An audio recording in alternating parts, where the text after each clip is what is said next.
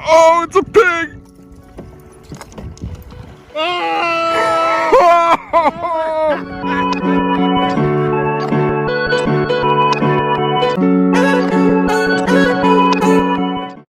Welcome to the Lake Erie Kayak Anglers Podcast, the podcast designed to make you a better angler. I'm Chuck Earls with LakeErieKayakFishing.com, and today we have Jeff Little joining us again.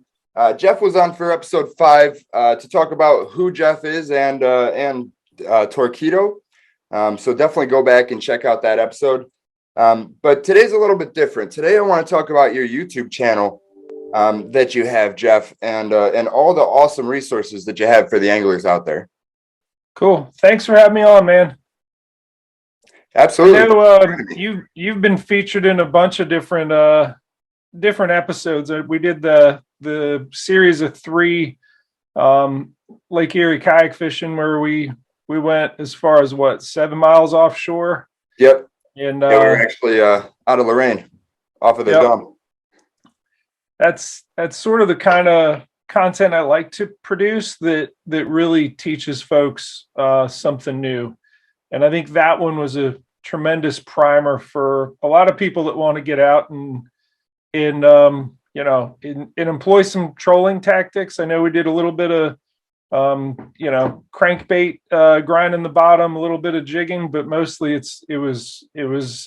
shows what can be done covering a ton of water and in trolling and catching those Lake Erie walleye.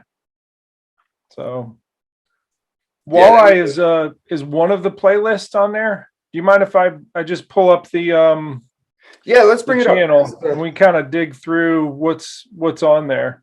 I'm gonna hit this share screen thing there, and I'll hit share. So this is, YouTube as a platform is something that you really have to curate a channel in a way that you put your content out there in a way that YouTube wants you to do it. But I really encourage folks to dig around in my channel. Like if you just went through the videos and looked at what was there, and this is a whole lot of winter bass fishing stuff that I've been doing here recently, and maybe that's not as interesting to you as if we went in and clicked on playlist. Playlist unlocks the 744 different videos that I have there. As we scroll down there, I have content with John boats, water trailblazing. That's something on getting into water that no one else has been to, because we go in with kayaks and chainsaws and open up, trees that fell across the river, and you're getting to places that no one else has been. Gear maintenance, conservation, inflatable kayaks, tidal largemouth. I live in Maryland, and we have a lot of really great largemouth fisheries that have tidal influence. Obviously a ton of Torqeedo content, specific, install videos, product features, health and fitness shorts, speckled trout. So I do get to get down into the Gulf Coast in Florida, do some speckled trout fishing. There's a redfish one.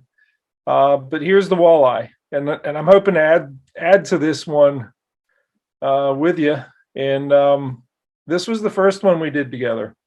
And we were not in kayaks for this one, and it's a fun video that shows what the Torqeedo travel motor does. But your viewers that know who you are and like your content, if they haven't watched any of my content, please watch these, because they really showcase your knowledge, Chuck, and really show can really be a big kickstart to somebody kayak fishing for walleye out of the in that area. So right.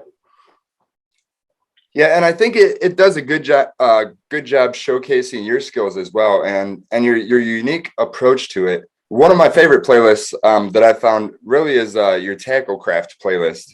The way that you take ordinary presentations and lures, and you do certain things to them to modify them and change the way that they act and the way that the fish view them. I just find that very intriguing. That's thinking outside of the box, because the little stuff produces big results. Yep. It's the tackle craft is all about all the little details that I feel are important to a very specific part of of fishing. What's tied on at the end of the line. And this one, for instance, is about making a spinnerbait with 2 R-bend wires such that you can throw it into brush, and it has sort of a V formation, and it goes in and comes out clean. And we're not going to watch ads in this podcast, but that's honestly, that's what keeps me in video cameras and hard drives and SD cards and everything else are those ads. But this, the twin spin spinnerbait is something that I've made because I didn't see something, off the shelf or out in the market that did exactly what I wanted to do. So I made it. This one was just how I modify the Z-Man jackhammer, in tying my own skirt colors on there. The favorite finesse jig is something I've just been doing a lot of here recently, and even modifying different do it molds to make a head shape with a bristle guard the way I want it. This is another one that's not really tackle crafting as much as modifying an existing bait by putting a skirt on the belly hook. Just did that recently. Yeah, that was an interesting one. And maybe it caught my eye because I recognized that bait. That's the same bait that you caught that Lake Erie smallmouth on. And it was a deeper diver version of that. But it was that live target crayfish crankbait that unfortunately they discontinued, but I'm embarrassed to say how much I bought of those, but I still have a pile of them. Lifetime supply. No, but a lot. So what got you into tackle craft, Jeff? So there's a funny story attached to that.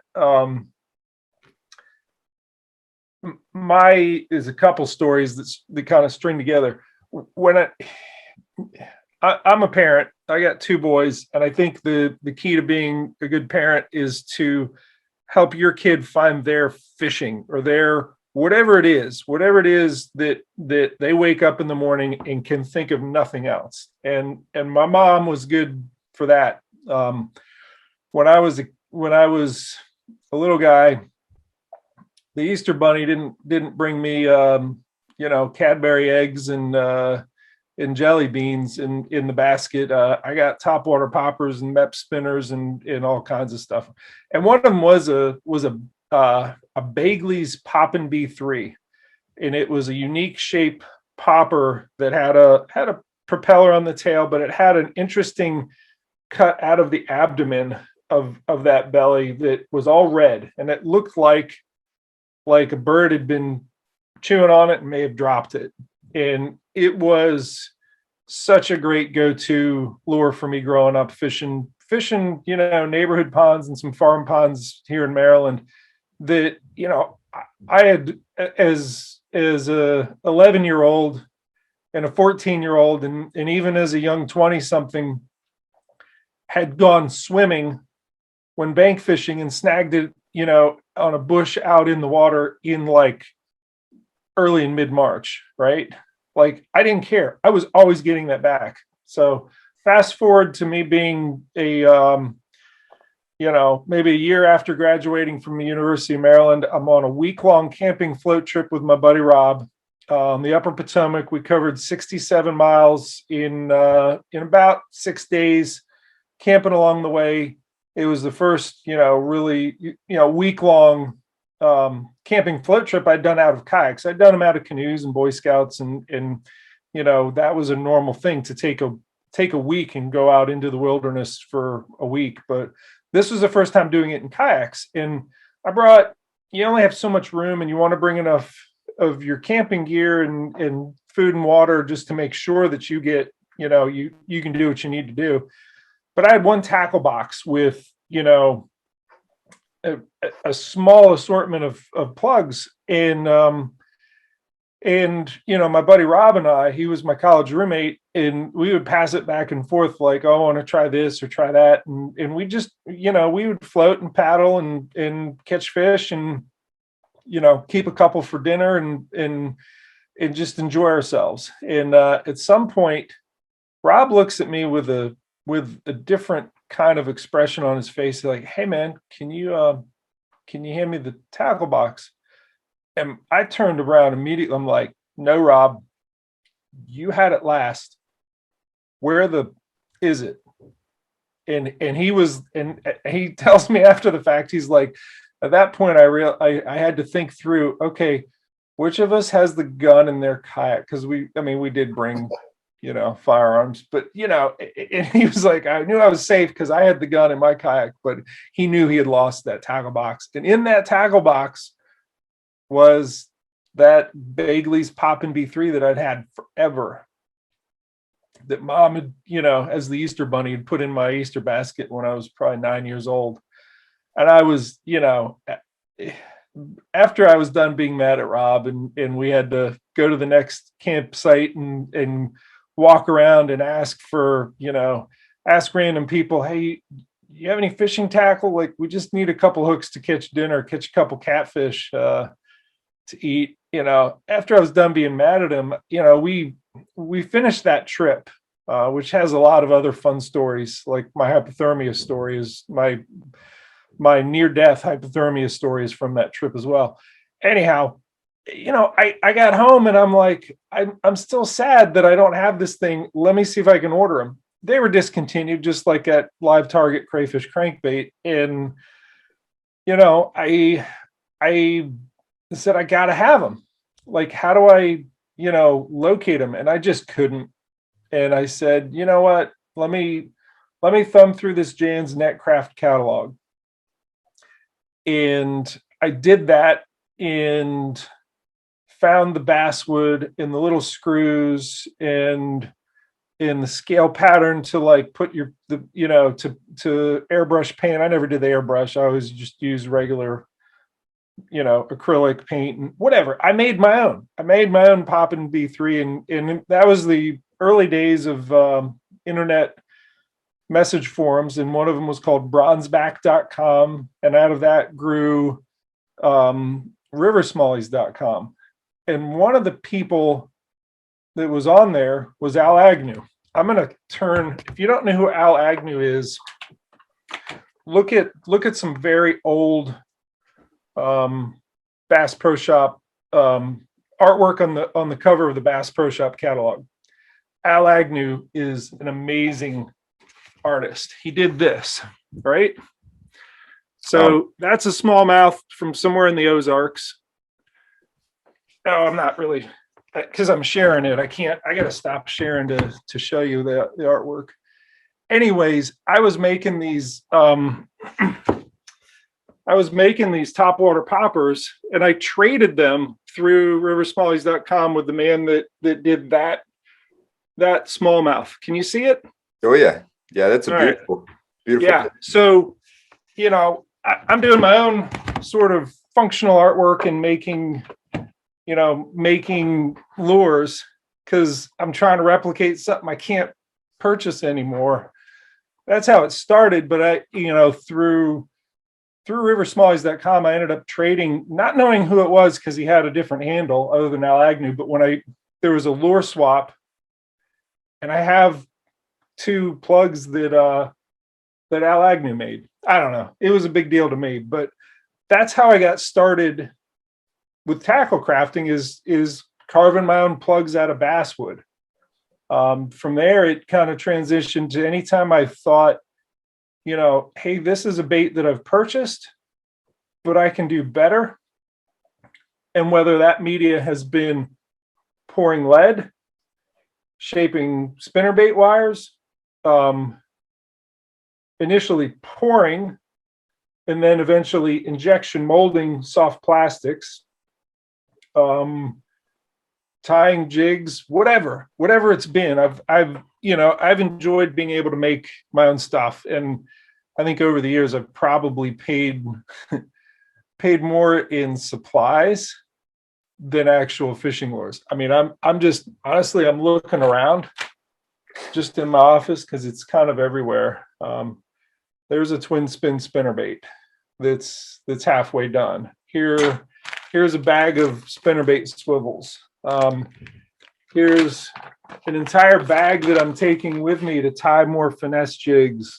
It's going with me on this trip. It's got a bobbin, it's got fly head cement, it's got the skirt material, it's got finished jig heads that I've poured and shaped and painted and have bristle guards on. It's got the skirt material there, it's got round rubber, whatever. I'm always working with my hands to kind of to make stuff that I'll use that's effective, has a good hookup percentage, gets bit, but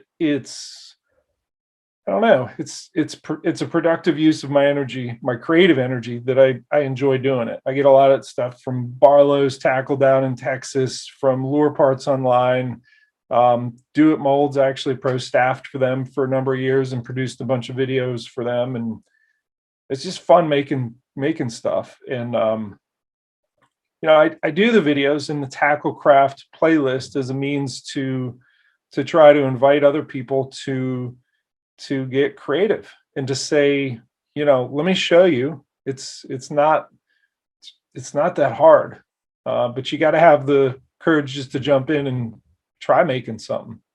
Do you make any of your own stuff, even worm harnesses or anything like that? I make a couple of worm harnesses, but that's pretty much it at this point. Okay, I did buy Julia an airbrush set a couple of years back just to kind of keep promoting her love for painting, but I've never tried to paint my own lures yet. Right. But I want to get into it, and it kind of comes from the day that I came out last spring, and we walked into your horse barn, and I actually seen firsthand all the different things that you had for producing tackle, and I was infatuated.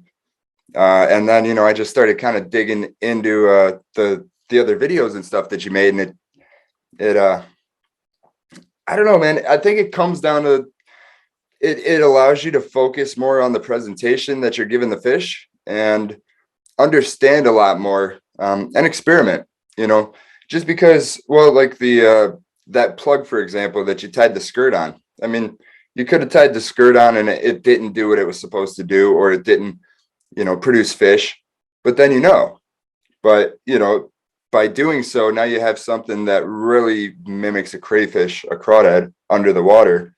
Yep. And I mean, that's going to produce the biggest fish, the fish that have seen everything. Yeah. Yeah. It does make something a little bit different. And there's a lot of products out there that are designed to like spike it, just dip in the tail. I mean, those are little things that anyone can do very easily. But I will tell you that the biggest thing that tackle crafting gives you is faith. If you had an idea and then you made something based on that idea and you put it out there and you've put effort, so you're all in, you think this is it. And I have a video that I produced recently. It's called, I think the thumbnail just says "Going Mental," and it talks about the psychological part of winter kayak fishing, and part of that is having faith in where you just placed your lure, or in your case, where you chose to explore. You went there for a reason. You had an idea. You believe that there's fish there, or else you wouldn't have gone there. You believe there's fish there, or else you wouldn't have made a cast in that direction. But your faith in where you put it reaches another level when you're using something that you made. It's I don't know. And when you have that faith, it gives you the focus to really have a good presentation. And I think it makes a bigger deal if it's if it's something like a jig where you have to really be paying attention to when they go pop and you feel that hit. You have to be laser focused on that to know to time the hook set right. In that laser focus, you develop that with faith, with believing in what you're doing. And I think it's analogous for so many different things in life, but it's definitely the case with fishing. If you have faith in what you're doing, you're going to have the focus to do it well. And tackle crafting for me does that. And I've taken it to the nth degree in terms of, like all the equipment that you saw in our barn was, it's years of my own tackle crafting and tinkering and coming up with stuff, but it was also my half of confidencebaits.com is I started a custom lure company with a buddy who also liked to pour his own jig heads, and we came up with some really cool stuff. But Confidence Baits is a business that I started with a friend, and we had some coverage in Bassmaster magazine years ago. And I think the lead pot that I have has poured probably more weight in lead than the F-150 that I drive right now. Like, so much lead has gone through that pot in producing dragon heads and other spinner baits and buzz baits and jigs and everything. I did it commercially for a number of years, and we parted ways as partners, and Roy still runs Confidence Baits. And we parted on great terms, but I didn't have time to sit in my garage for 4 to 8 hours every night after work and pour lead and shoot plastic. I just didn't, it made some extra money, which was good, and it helped my family for sure. But you do it for the love of it. And Right. I had other things that I love doing. So I said, Roy, I'm out. Good luck. I'll continue to help you however I can marketing, but I got to get out of it. One thing that you said is it increases your confidence. And when you were saying that, I was thinking about it. When you're trying a new bait, there's a lot of thoughts that are going through your head. How long have I had it on there? Am I using the right color? Is maybe this one's not running like the rest of it? So, the fish aren't going to bite that. And you're quick to, or at least I'm quick to switch it up sometimes. And I always switch it up to something I've caught a lot of fish on, just a confidence bait. Well, when you produce your own baits, I think you naturally have that confidence where you're like, I made it, so I'm just going to give it a little bit more time, and maybe that's what it takes. Maybe that's the couple seconds more that it takes, for that fish to pick that thing up or initiate the strike. So experimentation with different depths, different speeds, different profiles, different vibrations, different, whatever it is healthy to a certain point. And it's healthier certainly for your more, I don't want to say more novice anglers, but if you don't have a whole lot of experience in a particular fishery, for instance, or just fishing in general, compared to others, it's healthy to experiment up to a point. And at some point you do need to come back to something, that you say, I know that this bait works, and maybe I need to change how I'm fishing this bait as opposed to changing this bait to another bait. Right. If you know that this is going to work, maybe it's not the bait's fault, it's your fault because you don't have it deep enough. You You're don't not have using it right. fast enough, or it's too fast. And experimenting with the presentation as opposed to what the bait is almost always a faster way to dial in on what are they going to eat today. Interesting. So what's your favorite part about doing all this, Jeff? The like the tackle craft, and mainly the YouTube channel, putting out content, because I'm a content creator myself. I mean, I don't put out nearly as much content as you do, but it's a lot of work. I know you're over there spending 12, 13, 15 hours a day pumping this stuff out. So like you said, it's always a labor of love, the reason we do this stuff. It is. So I kind of want to know just. I will tell you this much. And I just pulled. Can you see what I got? River levels. I can't read it, but this is an old. It's an old record book that the old style composition notebook.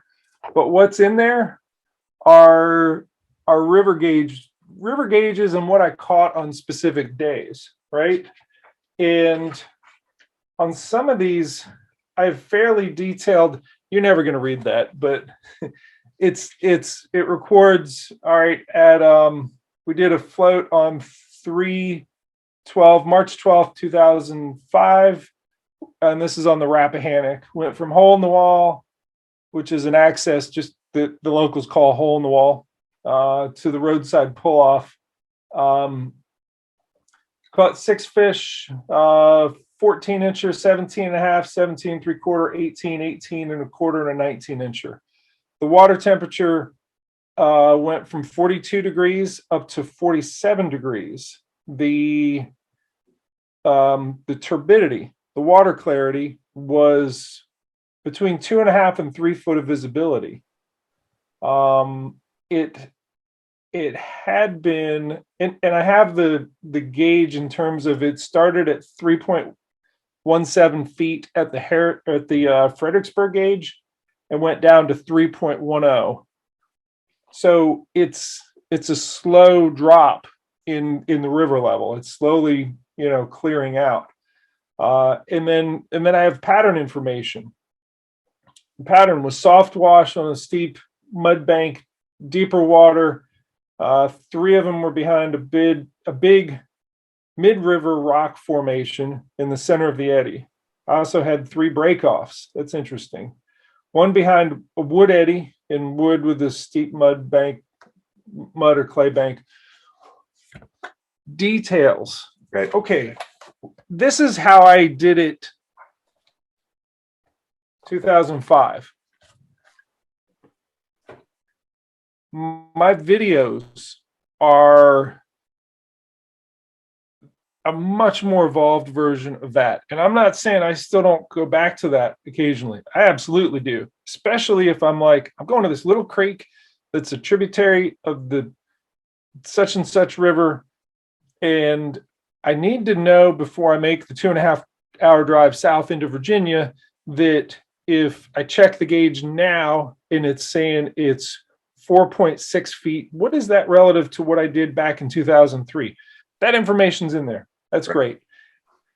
But I didn't keep doing things that way. The logbook, so to speak, has transitioned where it's transitioned to video, where I chronicle, okay, for mid-March on the Rappahannock, what's a good pattern? What am I going to go look for? What's the presentation? Where's the location they're going to be? I've made a video for everything in the last, since 2009, roughly, on all sorts of different patterns, all sorts of different fisheries. Why do I do that? Is it so that I can be independently wealthy from all of the income that I have from YouTube? I'm sorry. If you want to be a YouTuber and produce fishing content and make a living at it, You either need to be female and be smoking hot, or you just need to come to grips with that being a YouTuber in the fishing industry for almost everyone else is a very expensive hobby, not a way to make a living.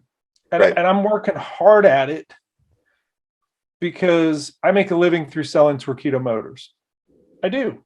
And there's product placement in there because it's such a critical part of what I do. But it's and an how awesome far I product explore. too. So if the motivation is that, hey, I'm gonna, and I would say 4-ish years ago, if you were in this situation in when YouTube was paying better, it would have been a different story I'm telling. It's not for the money.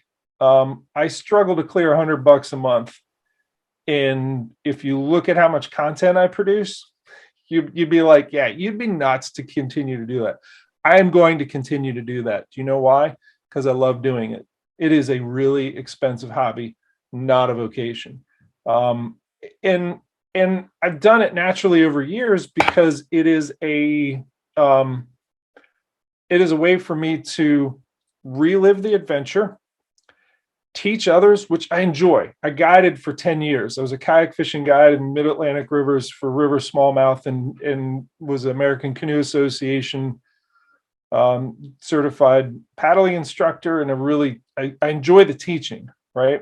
But I'm always learning new stuff and I'm hungry for more lessons because when you learn something in fishing, you learn something on the water. And I learn people from experts like yourself on specific fisheries. It's awesome to go out with you and then go across the entire United States down to the Gulf of Mexico and do something very similar that I did with you for walleye on Lake Erie. And a week and a half later, I'm doing it and hooking into a tarpon in Gulf of Mexico, and the thing's going, 8 feet up in the air, and it's like this is insane. But it was the same trolling speed and a very similar bait that tarpon hit.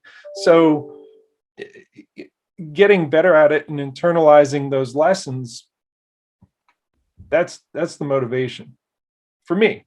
And it's enjoyable to relive the adventure by editing it and also by looking back and looking at some of the videos I did when my boys were very young and look at that video where Sawyer is dead sticking a jerk bait because I told him to stop moving it. And unlike most adults, he actually listened and didn't move it and catches a 4-pound 9-ounce 19 3/4 inch Susquehanna smallmouth, and I get to make a video saying, so the kid can do it.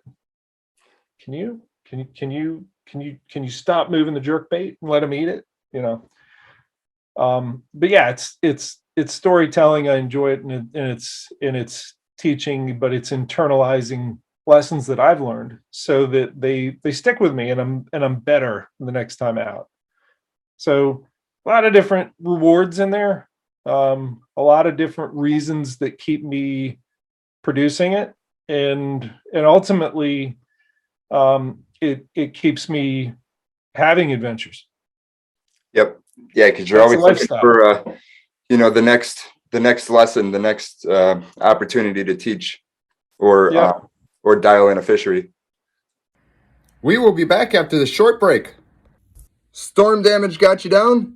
Don't go through the roof. Call Journey Home Restoration to schedule a free storm damage analysis.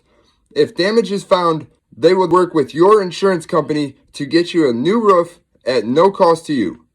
Give them a call at 440-454-2020. Don't forget to tell them that Chuck Earl sent you. So you're actually heading my direction again. In about a month? Yeah. Tomorrow I leave here very early. I'm in Maryland, and I will drive. At least Google Maps tells me I got a 17-hour drive to Miami. I'm there for what I will tell you is my least favorite part of my Torpedo calendar, which is the Miami International Boat Show.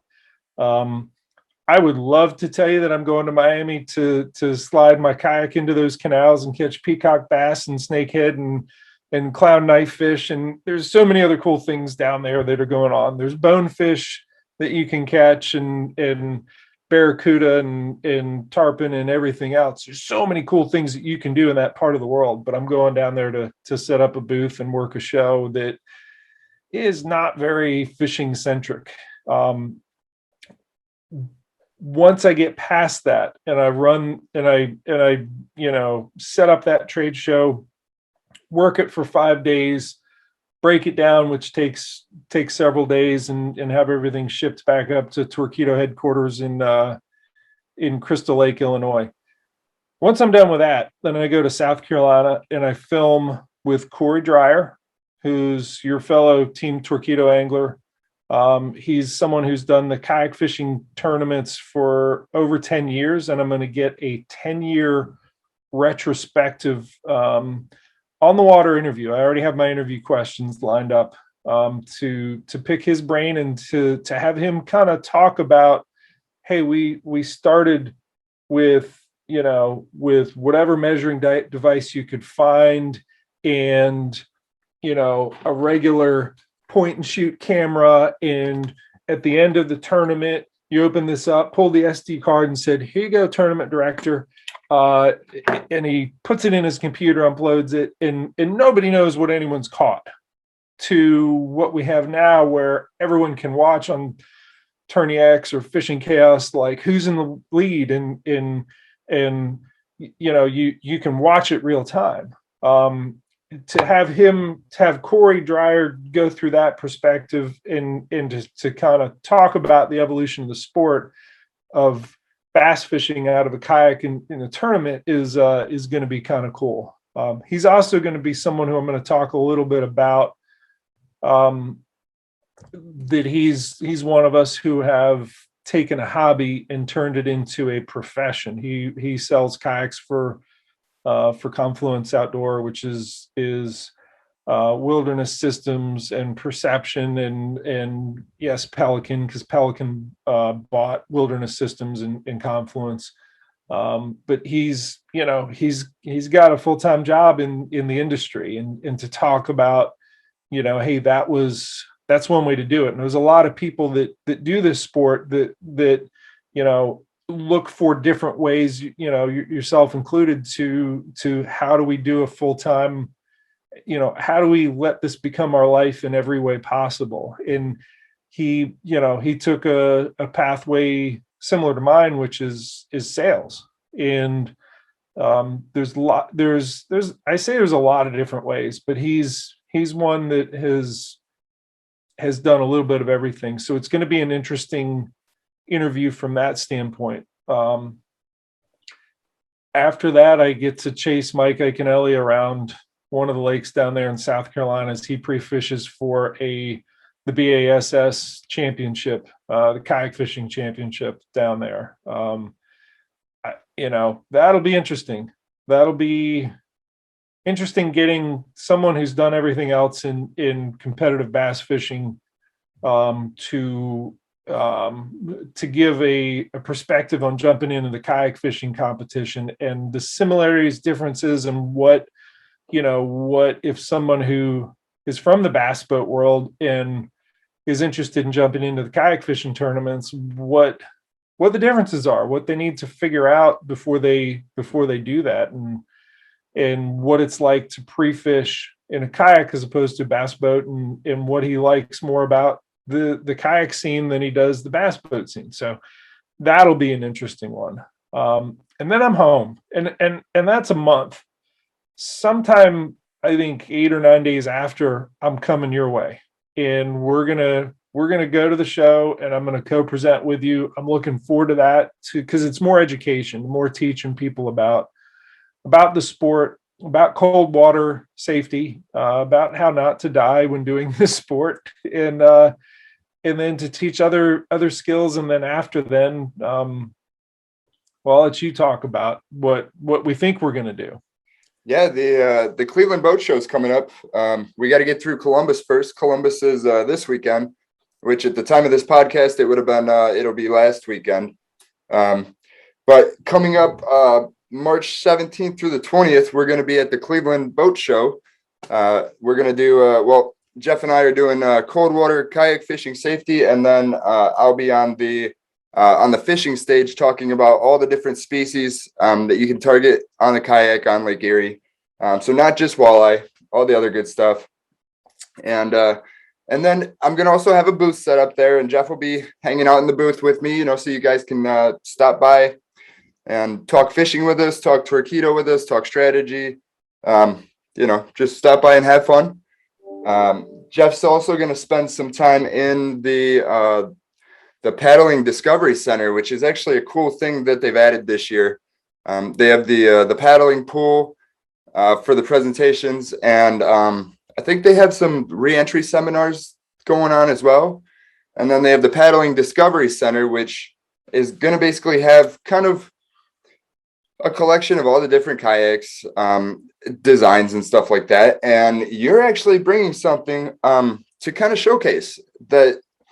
When you first sent it to me, I was kind of blown away, because I grew up, my aunt lived on the Grand River, upper Grand River, up by Rock Creek. And, like your videos cutting down the trees, laying across the river. I mean, that's kind of how it was. We'd take the canoe down river, and, you'd go as far as you could until you hit the tree that's laying across. And that could be 5 miles. It could be a mile, But I remember that situation. And then when you sent me that inflatable, I thought about our tributaries here in Northeast Ohio, and the steelhead and the smallmouth, and the opportunities that this rig presents there.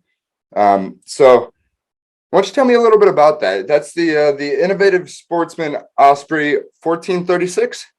Yep. And I just pulled up, this is the inflatable kayak playlist. So a year ago, I started playing around with this star rival fish, and I've figured out how to get our ultralight on there, and it goes 6.8 mile an hour. It scoots along pretty good with a 31-pound hull, and I've done all manner of different fisheries with that. I've had it up in New England catching striped bass. I've had it in the Gulf of Mexico catching redfish and speckled trout. I've had it in the Flint River in Georgia catching shoal bass, and I've had it obviously close to home in our tidal largemouth fisheries and my Susquehanna River smallmouth fishery. I've had it in a lot of different places. And what's been unique about that particular boat is that it's the one I'm loading up with me to do all the filming in South Carolina.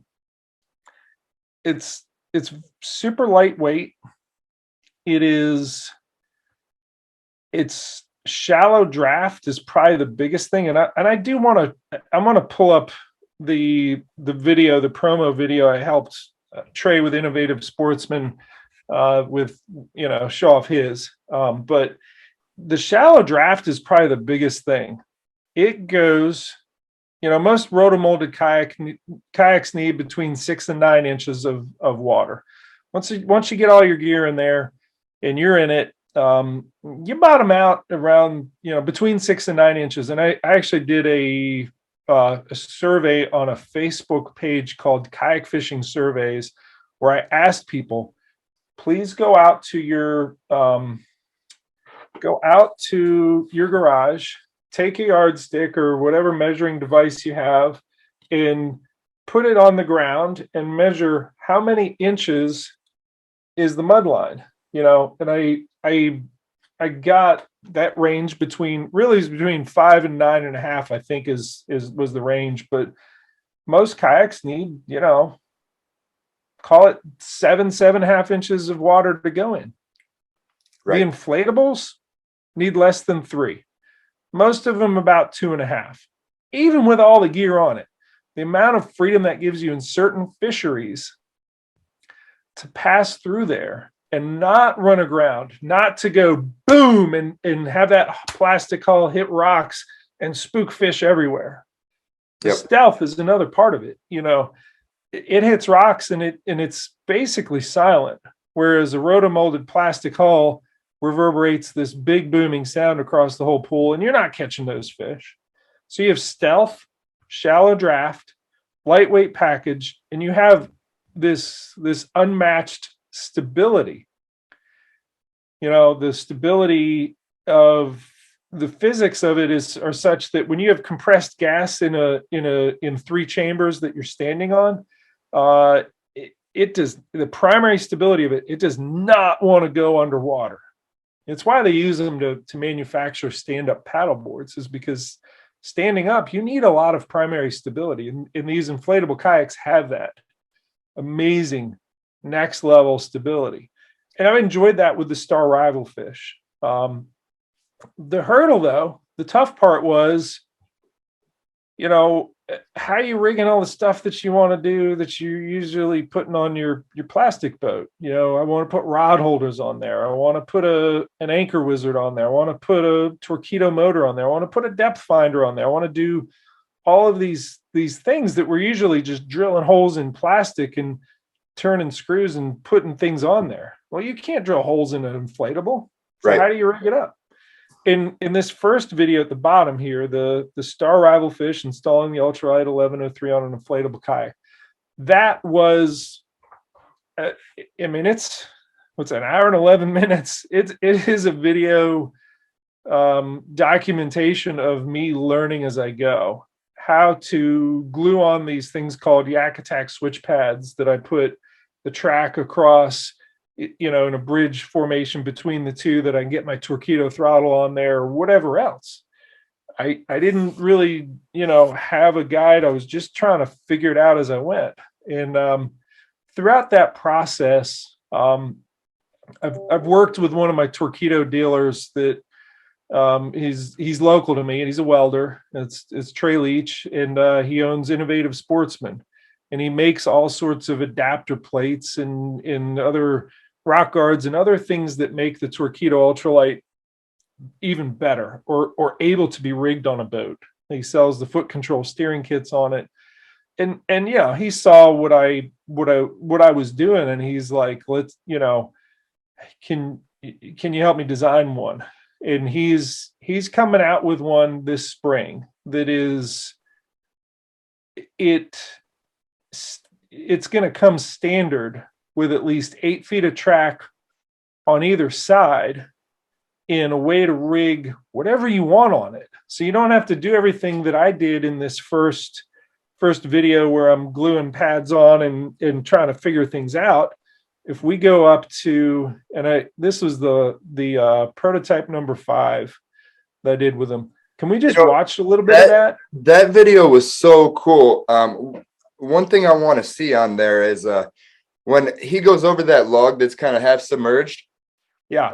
He just kind of bumps over that log, and then the rock guard on the Torpedo, you know, does exactly what it's supposed to do. That Torpedo just pops up and he keeps on going. Let's watch a little bit of it, and then we'll come back and talk about, you know, what we're looking at here. Hopefully I can bypass the ads after 5 seconds.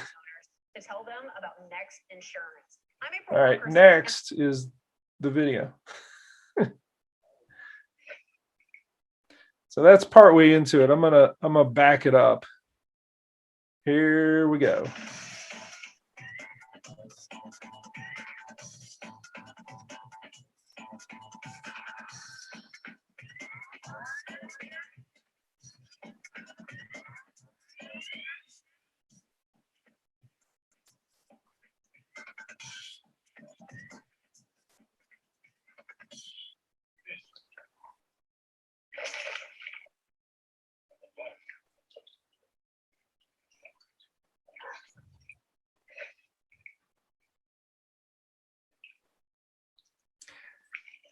He's got a chainsaw in the back of there. That orange thing sticking out of the back is a scabbard on a chainsaw. Oh yeah. Man, that's a sick looking rig. So we're out here testing the 5th prototype of the from Innovative Sportsman. Where it's a 3-chambered inflatable. It has very shallow draft. It's semi-lightweight for a 14-foot kayak. It is light. It's got track from bow to stern, so it's fully riggable. And we're just trying to create a platform that can get you to those hard to reach spots, easy to pull over log jams. Hard to get to water is the main thing. We can get in there and fish spots that don't get pressured. So we're out here testing today, and this looks like it might be the one. You're just dragging that right on the ground.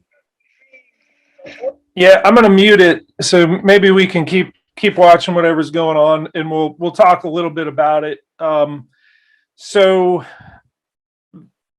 when you have an inflatable, and yeah, that one's got double thickness on the bottom of the those outer tubes, because that's something I've learned with the with the star rival fish is those sidewalls should be thicker and reinforced. And everyone that watches the season inflatable, they think pool toy, and they think, oh my God, you're going to go fishing with that. As soon as a treble hook from a crankbait hits that, I think it's going to go pew, and you're going to be done. You're going down. No, I've had inflatables for years in the form of a cataract that we would float the Susquehanna River with my boys, and just we would camp on the islands out there. And I can't tell you how many times I've had a jerk bait where I've set the hook on a leaf instead of a fish, and it's come shooting at you and bounced off of this inflatable material. It's tough. It really is tough. It's a lot tougher than you would think, but it is not indestructible. So it's having an inflatable is sort of like mountain biking. If you mountain bike and you go out into some single track somewhere out in the back country, and just you bring with you the provisions to fix a flat tire. You bring a patch kit. You bring and you bring a little hand pump that's on the you keep on the frame of your bike so that you can do that. And that's something you need to do when you have an inflatable. All those advantages of shallow draft, super stable, lightweight, stealth, all of those are worth doing. But the trade-off in that black bag you see there, let's see if he's going to pull this out. I can't remember whether he actually shows the little hand pump. You got to get the NRS actually sells it. It's called the K-Pump Mini. And I have a video I've just released recently that shows how to use the stuff called Tear Aid Type B. And I had a video this winter where I threw my inflatable over a guardrail, and it hit part of an I-beam, and it did go all at once, and my day wasn't over. It took me 10 minutes with the Tear Aid Type B, and I put a temporary patch on it, and I fished the rest of the day, and it was awesome. And then I got home and did the more permanent patch. But you got to have the K-Pump Mini and the Tear Aid Type B, and you got to learn how to fix a flat. It doesn't happen very often, but it does happen, and you don't want it to end your day of fishing. And the longest I've had it take me was 20 minutes, and that's when of all people, Mike Iaconelli ran his Torpedo motor, like the one we're looking at, into the side wall of the inflatable, and it popped one of the 3 chambers.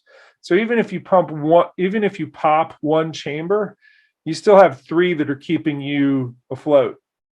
And Mike did it by accident. He like bumped the throttle. It was his first time using the Torpedo, and it jumped up out of the water in reverse and slammed into the side of my boat. And I had all those tools ready, and he was like, "Oh my God, did I do?" I'm like, "Yeah, don't." He still apologized. I'm like, "Dude, you're that mishap is giving me the opportunity to learn how to do this stuff." And it is so nice having all those other, the shallow draft and lightweight. I mean, you saw how we are dragging it around. There's the K pump mini. And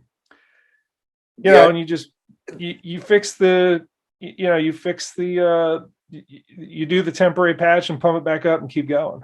So, I mean, I'm watching this and, coming from somebody that kind of grew up hanging out on the river and going through situations like this, there's so much value because I just imagine dragging my big water 132 through some of these spots, over some of these logs, and man, that just sounds like a massive amount of work. Alone from beating up the kayak, the plastic, it's gonna scratch, it's gonna gouge. It's not like it's gonna bounce off, and like you said, you're gonna scare fish along the way. But just like anything else, man, I guess there's a give and take. You need something that's light and something that's float. I mean, it's not indestructible, but it's quick to patch. Just like my dry suit, the first trip, it was actually the third trip out in my dry suit years ago. I got out of the kayak, and now I put all my lures away before I get out of the kayak. But I got back to shore, I got out of the kayak, I walked by it, and my lure snagged my dry suit and went right through it. It's like, oh, well, that sucks. Fortunately, the what is that? AquaSeal? The AquaSeal. So the AquaSeal is the permanent patch. Yeah. But I mentioned Terrade type B for these inflatable.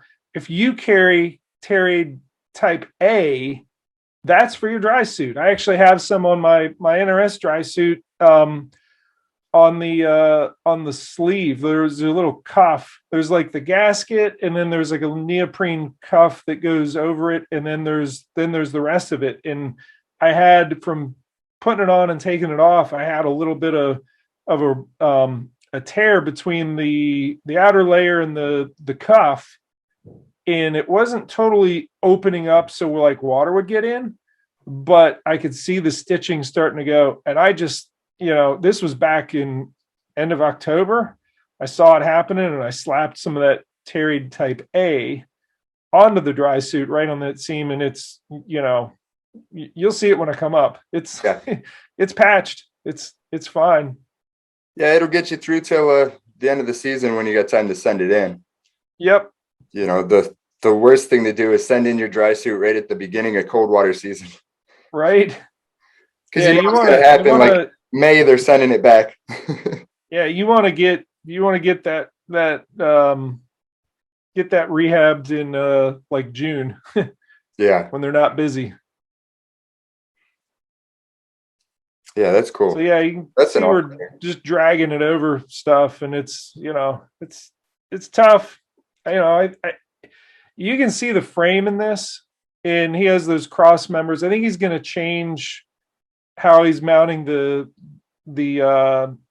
motor on there, but you see the switch pad on the bottom right. That's the key to everything. That black patch that has the track frame attached to it. And again, I think this was his 5th prototype.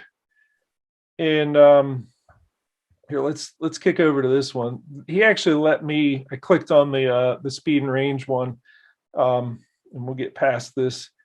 He let me borrow it for a while and just get the speed and range data. And I did that on a local lake up here in Pennsylvania, and over near Gettysburg, really, and got all the speed and range. And I think this one, and it's not the final one, but it's there. I'm kind of kneeling down on it to test the scuppers, how it drains water out of there.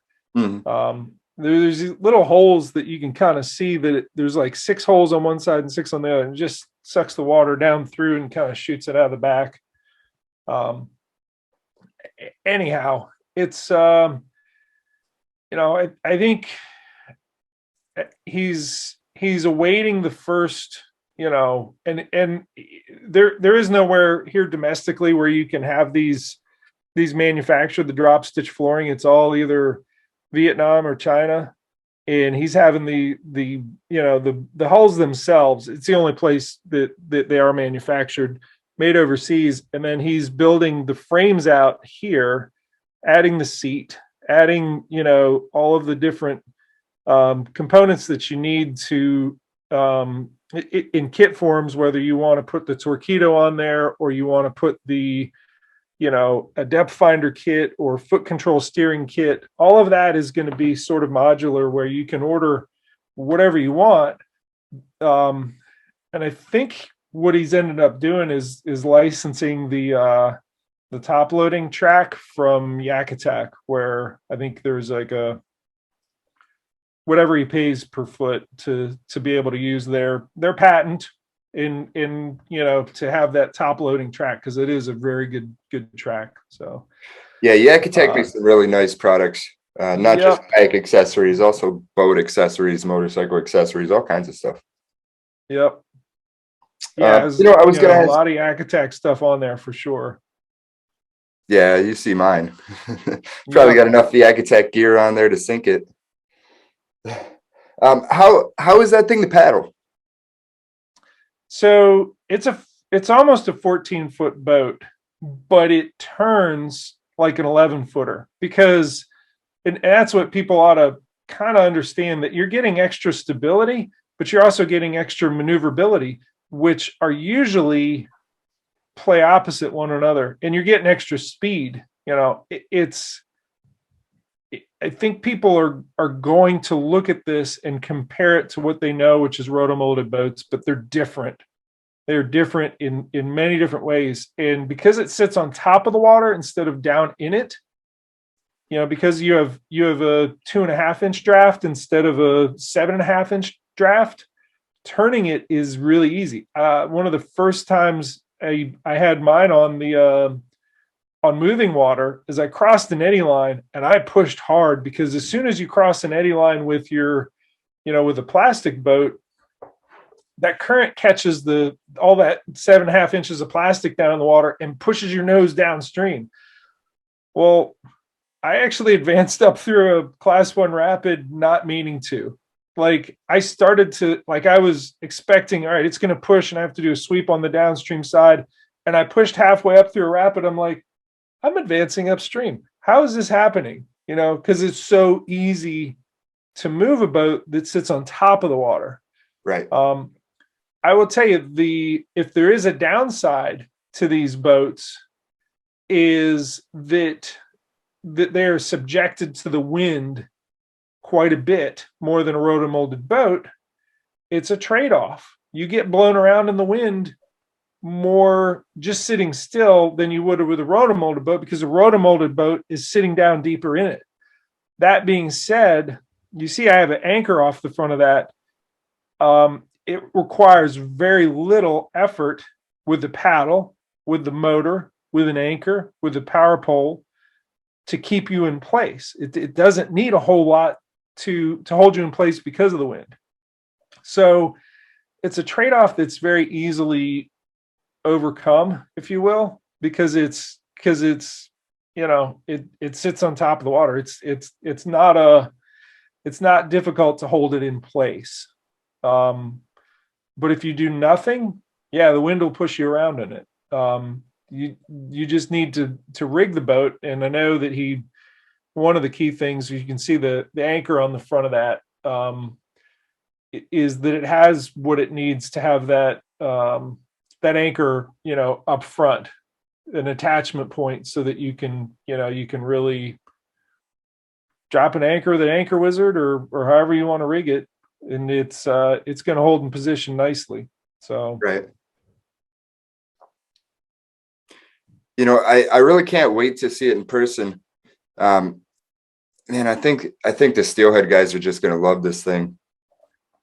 Well, I would think the stealth part of it alone is the stealth in the shallow draft is going to be huge.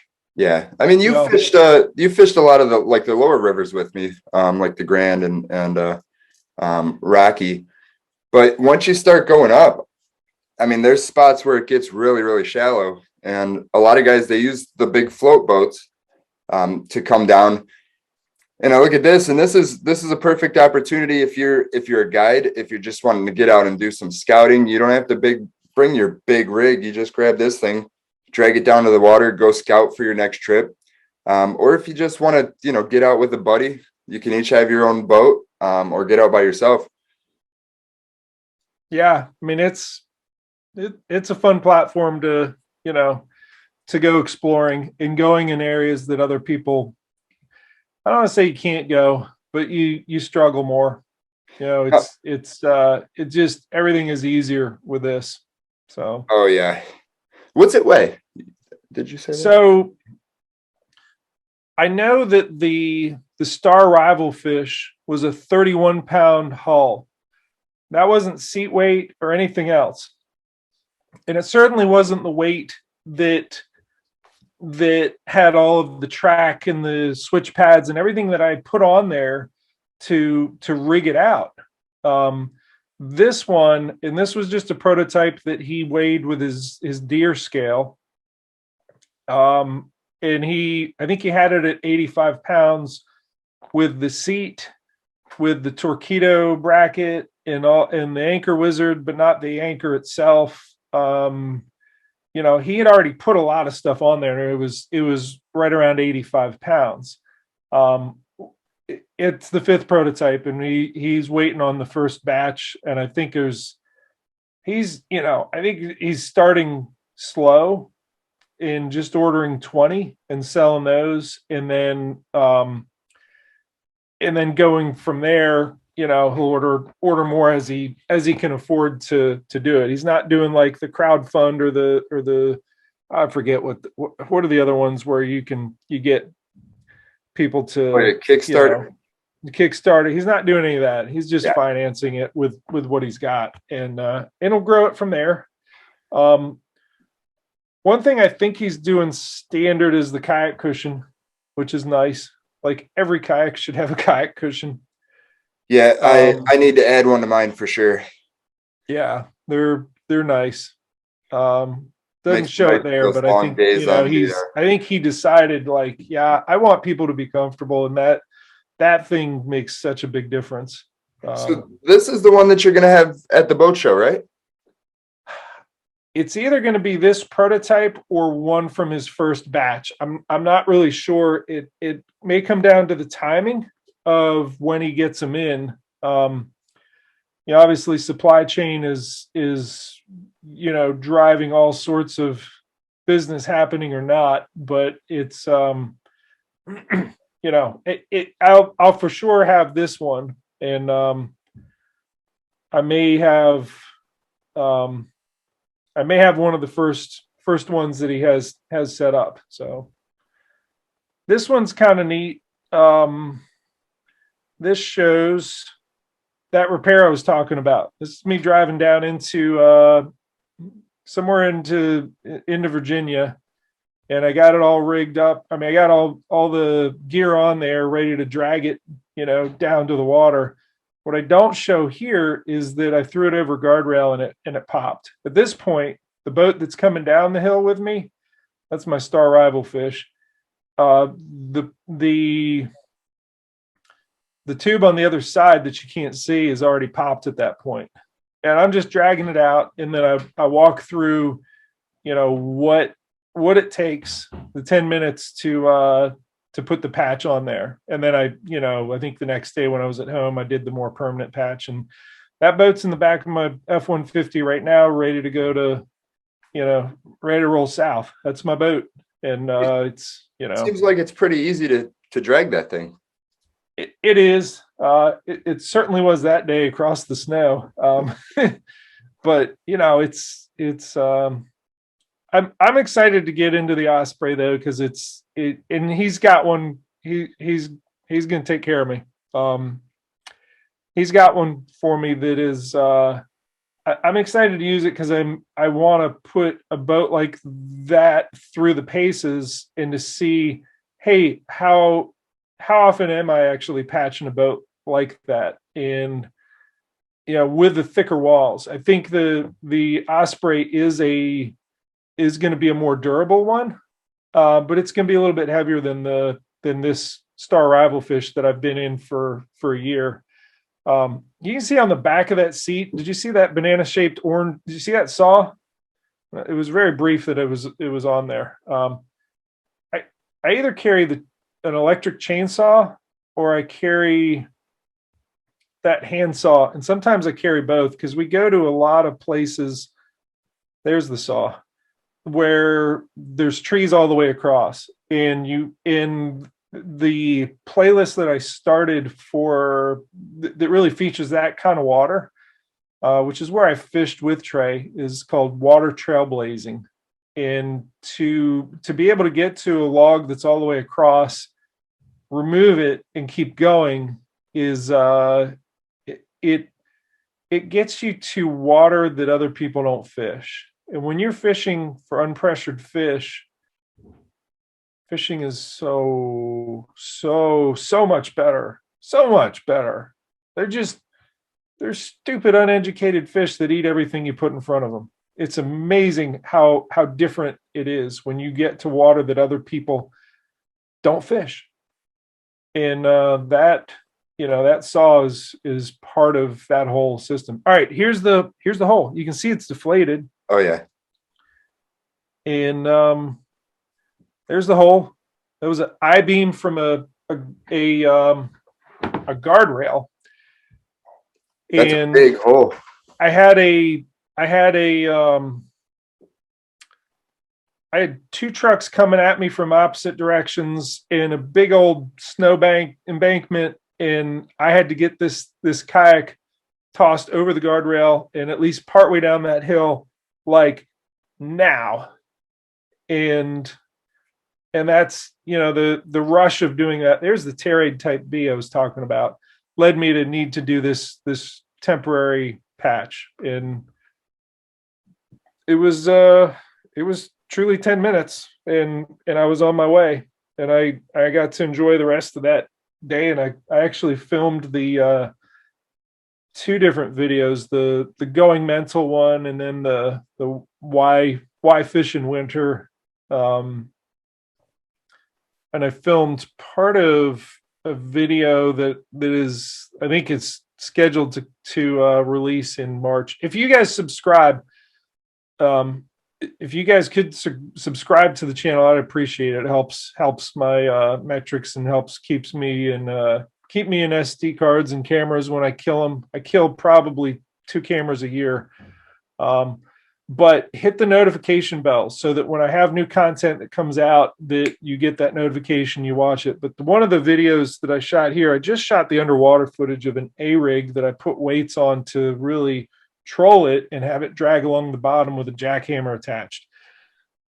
I know I just said a whole lot, and this is just one of those tinkering experimentation type things that I do that's part of tackle crafting. There's the K-pump. I don't know if it's going to work. I don't know if trolling an A-rig with weights that keep it dragging along the bottom is really going to be a successful thing that works.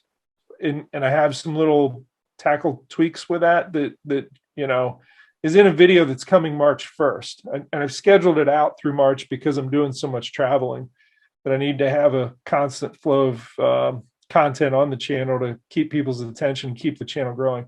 Anyhow, that's the patch. It looks awful, but it held and it got me through the day. You can see another little patch with the aqua seal above it to the right. Yep. That little circle, and then another bigger patch. But 10 minutes, and then it's holding there, and I got through the rest of the day. And you were able to keep fishing. And you were able to continue to fish. Yeah. The day. Yeah. So I will tell you, if you, and I've done this with rotomolded boats and had had holes in rotomolded boats, and that really does end your day. Yeah. Because there's no fixing it out there.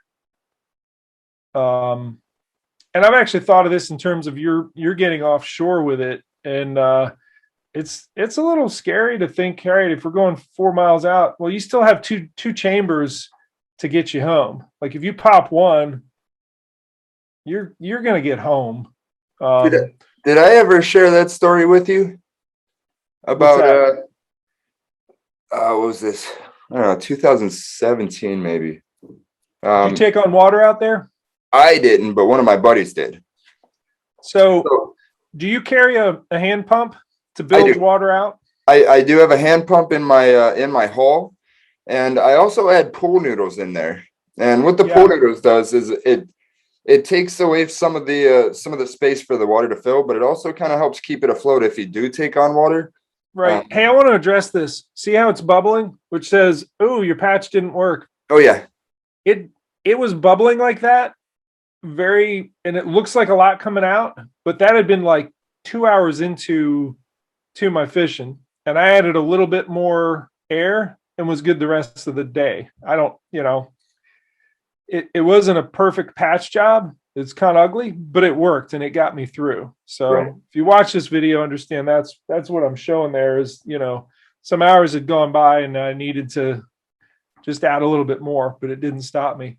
Anyhow, back to your so buddy taking on water. We're out there pretty far, and my one buddy Mark, I forget what kind of kayak he was in, but it doesn't matter. They all crack. Doesn't matter which model or brand you buy, they all have potential. It's just one of the things that you got to look at. Do a pre-trip before you go out on big water. Make sure that you didn't develop a crack along the way or a stress fracture or something like that. So we're out there fishing, and it was a little choppy that day. So there's a little bit of water coming over the deck, and right where his seat sits, there's like a drain channel right there. Well, he had developed a crack right in that drain channel, and after 3 hours, his boat was half full of water, and it threw him off. Obviously becomes unstable when you start getting water in the hull, and it threw him off. So he made a phone call to my one buddy, which was actually the furthest guy out, and told him what happened. So he calls me. John calls me and he's like, "Hey, Mark's in the water," and I kind of chuckle because Mark's he's a police officer, so every time we fish, he tests. He goes swimming, practices re-entry, and all his techniques. Every time he goes out. So, I was just like, that's Mark. Obviously I stopped laughing because I realized that he's actually in the water. It actually didn't mean to threw be him there. off. And at that point, I'm looking around and I'm like, where exactly is Mark? We didn't have the standard Horizon HX 890s yet. So I didn't really know where he was. We were pretty far apart. There was a group of 4 of us out there. And so I'm like looking around on Lake Erie. I mean, just surrounded by, 2 miles of water everywhere. And you're trying to find a kayak that, the person that was on it is in the water now. And it's kind of a scary situation to be in. But it taught me a ton just from that situation.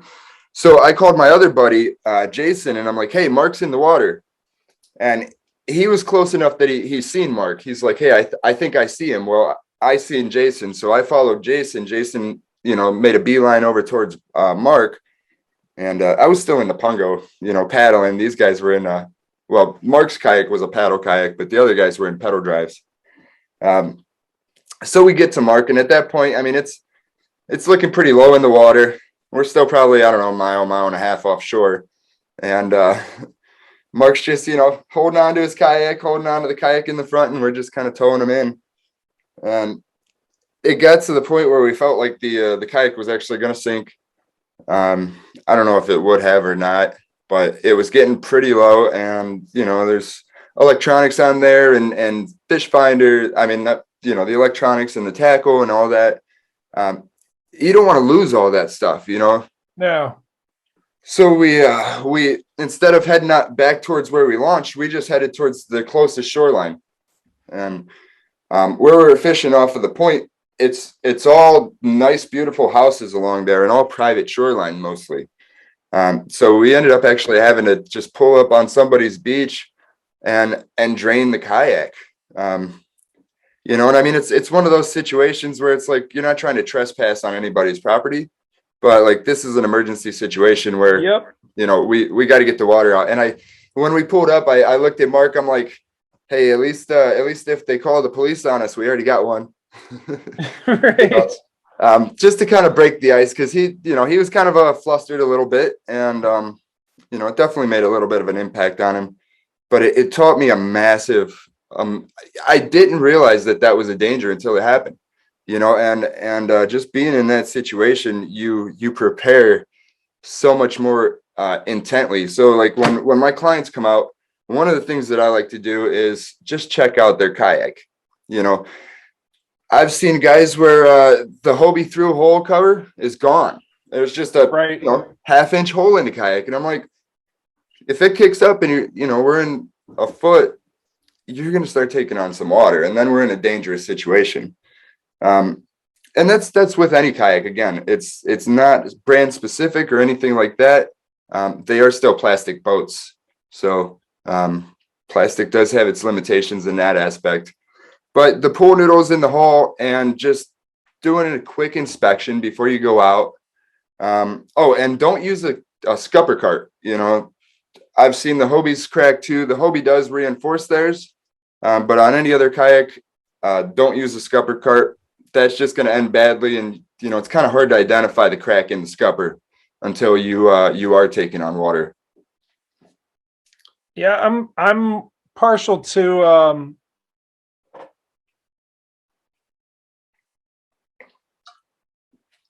or you've seen my mega cart that Trey made for me, but landing gear is awesome because you don't have to walk your cart back up to the truck and cable it in or whatever. It's just, Boondocks landing gear. It's a pain to install.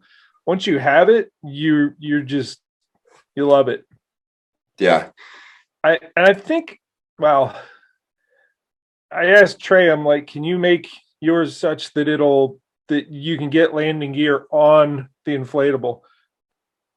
I don't know that the inflatable really needs it, but with that, with the Star Rival fish, I actually put an extra layer. I glued with the AquaSeal an extra layer on the bow so that when I hit stuff, with the rivers, it's more reinforced, but also because I drag it by the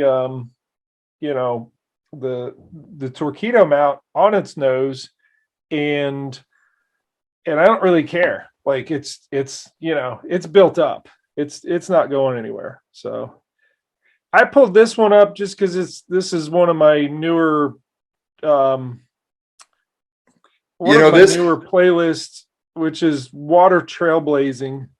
This video brought back so many memories from my childhood when we were canoeing down the rivers. Yeah. Here's the key. You leave the first bank-to-bank strainer alone. Everyone after that, moving upstream, you remove. Then you own it. And I know that sounds selfish, but I'm putting in some serious work in some of these little fisheries, and I kind of want to keep those fish unpressured. Right. You leave the first one there, and you work every time you go. You drag it over or find a way, to get beyond it. There's nothing wrong with that, though. You already did most of the work. All you did is, you didn't take out the first obstacle. So if they have the drive and the enough grit to climb over that first obstacle, they're home free. But right. if they don't, then they don't deserve them. But let's going back to the water in the hull of the rotomolded boat. I know one of the guys that's on the that I have a lot of footage, a lot of video from on the channel is Brandon Barton, who's another kayak fishing guide like you, but he's down in Pensacola, Florida, and he had actually helped Matthew Van, who's another guide in that area, that he was in a kayak fishing tournament, and he took on water in his Hobie. I guess he had put the spike for the power pole down in the rod holder, and driving down the road, it just kind of pecked at it long enough, like a woodpecker, that it blew out the rod tubes. Oh. And every time water would come over, because it got rough out there during this tournament, it was taking on water. The only way, and it was Matthew Van, the only way Matthew got home that day is kind of two things. Well, he got home because, and the surf got big. He got home because he had the hand pump in the little hatch, in between his legs, and he was able to get to in between the big breaking waves, open that thing, pump, pump, pump, pump, pump, pump as fast as he can. He said, okay, it's coming. All right, drop this, shut it, and then start pedaling with his legs to get closer. This was before he used the Torpedo. Now I think he would have gotten out of there quicker, but he was in trouble. The other thing, though, which is similar to your story, which is a survival story, someone who made it, who may not have, is that there was communication. There was radio communication, and he got in touch with Brandon and one other buddy, Benton Parrott, and said, "Look, I'm going down, and can you guys meet? You guys know where I'm parked?" And they were fishing a different point. They're like, "Yeah, we got out of the water, an hour and a half ago because it got too rough, and we're worried about you, and with good reason." They met him in the surf because he was so exhausted.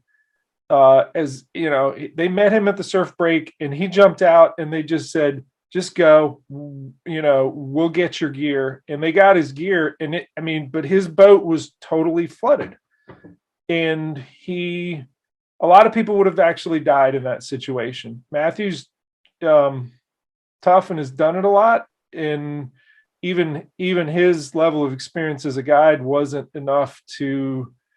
It was enough. He got home, but really, his buddies would have. Without his buddies, he wouldn't have got any of that gear out of there. Well, the important thing that I want to point out about this is, you can't stop situations like that from happening, but you can prepare for them. And a lot of times people say, "Oh, well, I'm in a sit on top kayak. I don't need a hand pump." Well, there's a perfect example where a hand pump, if he didn't have a hand pump, he wouldn't have made it back.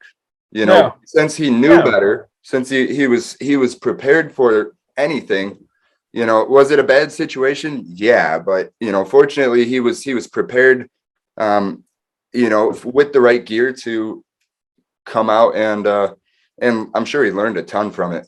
Those days, he gets to tell that story similar to me telling my hypothermia story, or, when you have failure, there's something gained in failure every time, and lessons learned like that. If you can help other people learn the lesson vicariously by telling the story as much as you can, putting your pride aside and saying, "Look, my dumbass did this and I almost died." Right. If you can do that, it's good. You help people. So yeah, there's actually a great podcast episode on that.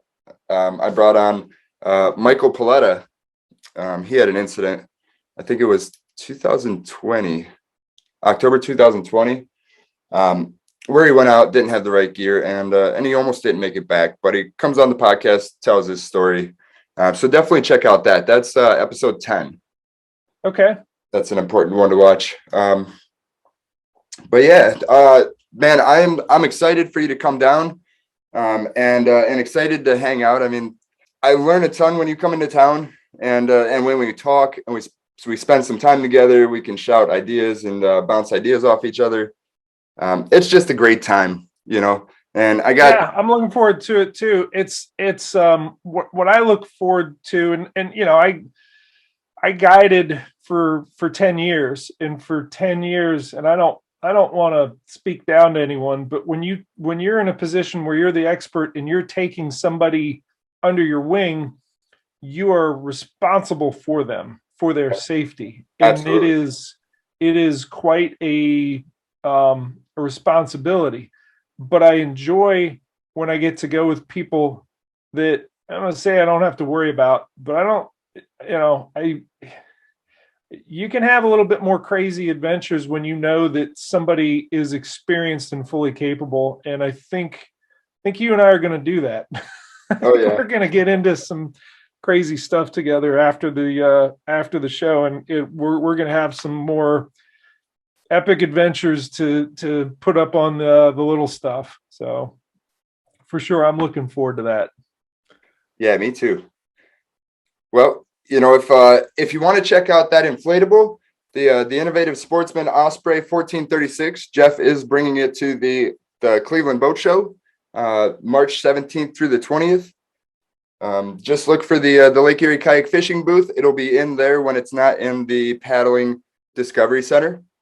So definitely stop up, check it out, see if it fits your needs for your fishery. I know if you spend a lot of time in our upper tributaries, this thing would just be the perfect solution for that. Right. So stop by, check it out. Stop by, talk with me, talk with Jeff, talk fishing, learn some stuff. I'm going to be giving away some awesome stuff as well. So make sure you enter the giveaways when you stop by, and hope to see everybody there. And Jeff, thanks for coming on, man. I love the channel. Keep up your good work. I have no idea how you consistently put out as much as you do. You're a machine, man, and definitely a good mentor in the industry. I appreciate it. I appreciate you having me on today. Absolutely. Enjoyed it. I'll see you soon. All right. See you, buddy. Hey guys, thanks for listening to the show. Don't forget to leave us a review and subscribe to our podcast on your favorite podcast listening app. We will see you on the next episode. And remember, for me, fishing is life.